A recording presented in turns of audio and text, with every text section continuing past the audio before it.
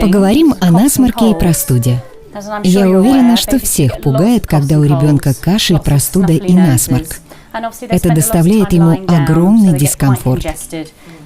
Отличным способом улучшить состояние малыша является массаж. Заложенность носа и отечность под глазами причиняют малышу боль и приводят к угнетенному состоянию. Чтобы